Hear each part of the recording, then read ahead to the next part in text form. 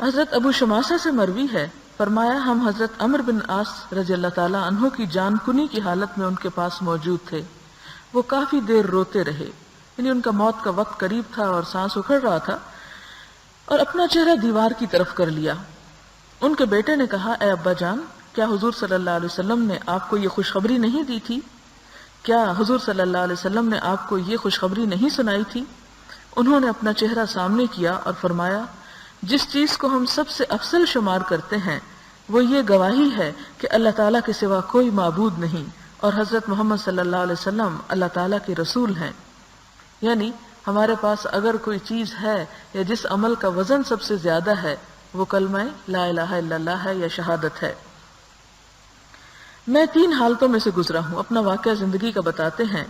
میں نے اپنے آپ کو اس حالت میں بھی دیکھا کہ مجھ سے بڑھ کر کوئی شخص حضور صلی اللہ علیہ وسلم کا دشمن نہیں تھا، اور مجھے اس بات سے زیادہ کوئی چیز پسند نہ تھی کہ مجھے موقع ملے تو میں آپ کو قتل کر دوں۔ اگر میں اس حالت پر مر جاتا تو یقیناً دوزخیوں میں سے ہوتا۔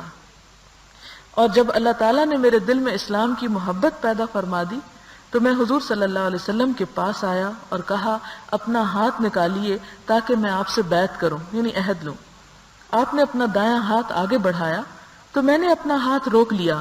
فرمایا، عمرو تمہیں کیا ہو گیا ہے؟ میں نے عرض کیا، میں ایک شرط رکھنا چاہتا ہوں۔ فرمایا، کیا شرط رکھنا چاہتے ہو؟ میں نے عرض کیا کہ مجھے معاف کر دیا جائے۔ فرمایا، کیا تمہیں معلوم نہیں کہ اسلام پچھلے سارے گناہوں کو مٹا دیتا ہے؟ بے شک ہجرت بھی سارے پچھلے گناہوں کو مٹا دیتی ہے، حج بھی پچھلے گناہوں کو مٹا دیتا ہے۔ اس وقت کوئی شخص مجھے حضور صلی اللہ علیہ وسلم سے بڑھ کر پیارا نہ تھا، اور نہ میری آنکھوں میں آپ سے زیادہ کوئی عظیم تھا۔ حضور صلی اللہ علیہ وسلم کی تعظیم اور اجلال کی وجہ سے، یعنی جلال اور روب کی وجہ سے، میں آپ کے رخ انور یعنی چہرے کو نظر بھر کر بھی دیکھ نہ سکتا تھا، اور اگر مجھ سے حضور صلی اللہ علیہ وسلم کے سراپا یعنی ان کی شکل و صورت کے بارے میں سوال کیا جائے تو میں جواب نہیں دے سکتا کہ میں نے ان کے چہرے کو کبھی گھور کر نہیں دیکھا۔ اگر میں اس حالت پر مر جاتا تو مجھے امید ہوتی کہ میں جنت والوں میں سے ہوں گا۔ پھر ہمیں کچھ امور کا والی بنایا گیا، والی کا مطلب ہے گورنر۔ مجھے معلوم نہیں کہ اس سلسلے میں میرا کیا حال ہے۔ جب میں فوت ہو جاؤں تو میرے جنازے کے ساتھ کوئی نوحہ کرنے والی نہ جائے اور نہ آگ جائے۔ جب تم مجھے دفن کر چکو تو مجھ پر تھوڑی تھوڑی مٹی ڈالنا، اور پھر قبر کے ارد گرد اتنی دیر ٹھہرنا جتنی دیر میں قربانی کے جانور ذبح کیے جاتے ہیں اور ان کا گوشت تقسیم کیا جاتا ہے، حتیٰ کہ میں تمہارے ساتھ مانوس رہوں اور دیکھوں کہ خدا کے بھیجے ہوئے فرشتوں کے سوالوں کے جواب کیا دیتا ہوں۔ اس میں آپ دیکھیں کہ ایک شخص کی زندگی کے 3 پہلو بیان ہوئے ہیں، اور ایک بات تو یہ پتہ چلتی ہے کہ انسان کا دل اور انسان کی حالت کبھی ایک جگہ پر نہیں رہ سکتی، یعنی انسان کی زندگی میں مختلف فیزز آتے رہتے ہیں، اور کسی فیز کو بھی آخری نہیں سمجھنا چاہیے کہ اس میں تبدیلی نہیں ہو سکتی۔ وہ ہر لمحہ، قلب عربی زبان کا لفظ قلبہ کا مطلب ہوتا ہے الٹ پلٹ ہونا، تو انسان کا دل جو ہے یہ الٹنے پلٹنے والی چیز ہے۔ ایک وقت میں اگر ایک چیز سے نفرت کرتا ہے تو اللہ تعالیٰ سے کچھ دور نہیں کہ اسی دل میں محبت بھی پیدا کر دے، جیسا کہ حضرت عمرو بن العاص کے ساتھ ہوا کہ پہلے وہ حضور صلی اللہ علیہ وسلم سے سب سے بڑھ کر نفرت کرتے تھے، پھر ان کے دل میں آپ کی محبت اللہ تعالیٰ نے پیدا کی، اور اس کے بعد اتنی محبت آپ سے کرتے تھے کہ آپ کو نظر بھر کے کبھی دیکھا بھی نہیں تھا، یعنی احترام کی وجہ سے اور محبت کی وجہ سے۔ اور پھر اس کے بعد یہ کہ تیسرا درجہ وہ آیا کہ جب آپ صلی اللہ علیہ وسلم کے بعد حضرت عمرو بن العاص، آپ کو معلوم ہے کہ فاتح مصر ہیں، اور مختلف علاقے جب مسلمانوں نے فتح کیے تو اتنی بڑی سلطنت پھیل چکی تھی کہ جس کا انتظام کرنا بھی ایک بہت بڑا مرحلہ تھا، اور ان بدوؤں اور عربوں کے لیے کہ جن کی حکومت صرف ایک قبیلے پر مبنی ہوتی تھی اور چند افراد پر مبنی ہوتی تھی، جن کے ہاں کوئی نظام سلطنت اور حکومت نہ تھا، جنہیں کوئی تجربہ نہ تھا اس سلسلے کا، کہاں وہ ان کی حکومتیں روم اور ایران تک پھیل گئیں جا کر۔ تو ایسی صورت میں آپ دیکھیں کہ بہت سے صحابہ کرام پھر مختلف علاقوں کے والی یا گورنر یا بڑے بنا دیے گئے۔ اب یہ مرحلہ جب اس کے بعد کہ دنیا جب انسان کے پاس آتی ہے تو پھر اپنے آپ کو ایمان پر اور اللہ تعالیٰ کی ذات کے قریب رکھنا یہ ایک بہت بڑی آزمائش ہوتی ہے۔ جب انسان کے پاس کچھ نہیں ہوتا، تکلیف دہ حالت میں ہوتا ہے، تو پھر بھی اللہ تعالیٰ کی یاد انسان کے دل میں رہتی ہے۔ لیکن جب زندگی بہت آسان ہو جائے تو شیطان ہمارا دشمن ہم پہ اس طرح حملہ آور ہوتا ہے کہ آہستہ آہستہ سب کچھ بھلوا دیتا ہے. تو پھر وہ کہتے ہیں کہ جب ہمیں دنیا کا والی بنا دیا گیا تو اس کے بعد یہ ہے کہ مجھے معلوم نہیں کہ اب میرا حال کیا ہوگا، کیونکہ اب اس کیفیت میں نہیں کہ جس میں مجھے یقین تھا کہ اگر میں اس حال میں مر جاتا کہ جب میرے دل کی حالت یہ تھی آپ کی محبت کی وجہ سے، اور میرے پاس سب سے قیمتی سرمایہ اپنی بخشش کا آپ صلی اللہ علیہ وسلم کی محبت تھی، تو اب میں کچھ نہیں کہہ سکتا.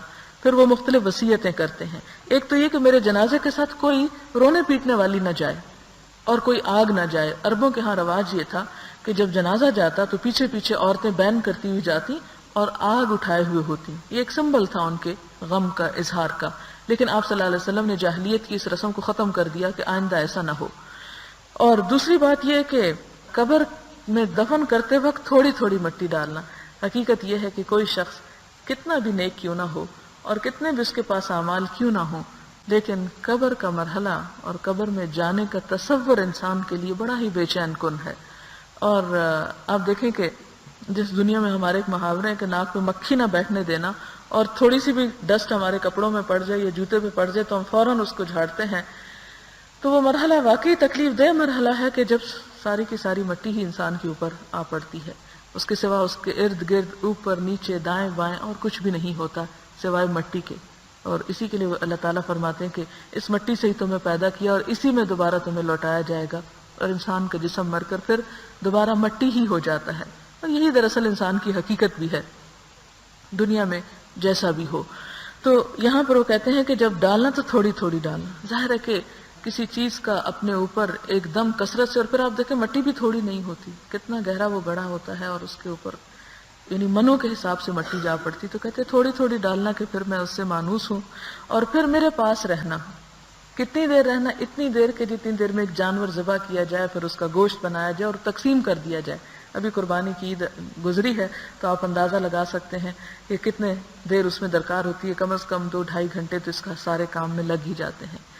اور یہ کس لیے کہتے ہیں کہ تاکہ میں تم سے مانوس رہوں، یعنی مجھے ایک ایسی فیلنگ رہے. اس سے یہ پتہ چلتا ہے کہ مردے کو جب دفن کیا جاتا ہے تو جیسے کہ ایک اور حدیث میں بھی آتا ہے کہ وہ مرنے والا ان کے قدموں کی چاپ سنتا ہے جو اسے دفنا کے واپس جا رہے ہوتے ہیں، کیونکہ جو ہی دفن مکمل ہوتا ہے فوراً فرشتے پہنچ جاتے ہیں اور اٹھا کر بٹھاتے ہیں اور سوال جواب کرتے ہیں. اور وہی 3 سوال ہیں: من ربو کا، تیرا رب کون ہے؟ ما دینو کا، تیرا دین کیا تھا؟ اور پھر آپ صلی اللہ علیہ وسلم کے بارے میں سوال کیا جاتا ہے کہ ان کو جانتے ہو سکتا ہے تصویر دکھائی جاتی ہو سکتا ہے کوئی شبیہ دکھائی جاتی ہو، اس کا کہیں ذکر نہیں ملتا. لیکن تیسرا سوال جو ہے وہ آپ صلی اللہ علیہ وسلم کے بارے میں. تو جو مومن ہوتا ہے وہ ہر سوال کا جواب اطمینان اور کانفیڈنس سے دیتا ہے. اور ایمان کا مطلب ہی کیا ہے؟ اعتماد. تو جس کا دنیا میں اللہ پر اعتماد ہو، بھروسہ ہو، وہ قبر میں بھی اس کا اعتماد جو ہے قائم رہتا ہے. اور پھر اس کے بعد جو منافق ہوتا ہے یا کافر ہوتا ہے وہ ہر سوال کے جواب میں کہتا ہے مجھے نہیں معلوم، لا ادری لا ادری، میں نہیں جانتا. اور ایک اور جگہ پر آتا ہے کہ وہ یہ کہتا ہے کہ ہاں لوگ کچھ کہتے تھے میں بھی وہی کہتا تھا. اور یہ جواب بڑا تکلیف دہ ہے کہ ہمارا ایمان یہ نہیں ہونا چاہیے کہ صرف سنی سنائی حد تک کہ ہم نے سن لیا، ہمارے ماں باپ نے بتا دیا، ہمیں اسکول کی کتابوں سے پتہ چل گیا. نہیں، بلکہ ہم میں سے ہر ایک کا اس بارے میں فرسٹ ہینڈ نالج ہونا چاہیے کہ حقیقت کیا ہے اللہ تعالیٰ کے بارے میں، اس کے دین کے بارے میں، اور رسول اللہ صلی اللہ علیہ وسلم کی ذات کے بارے میں. اور اس کے لیے ضروری ہے کہ انسان کم از کم زندگی میں ایک مرتبہ کوئی سیرت کی کتاب، آپ صلی اللہ علیہ وسلم کی لائف ہسٹری ضرور پڑھے. آپ کے ساتھ محبت کے بغیر انسان کا کوئی عمل بھی قبول نہیں، اور آپ کے ساتھ محبت نہیں ہو سکتی جب تک کہ آپ کا صحیح تعارف نہ ہو، آپ کے خصائل اور عادات اور آپ کے طور طریقے. کیونکہ آپ دیکھیں کہ کسی کے ساتھ مانوس آپ جب ہوتے ہیں جب آپ اس کو جتنا زیادہ جانتے ہیں.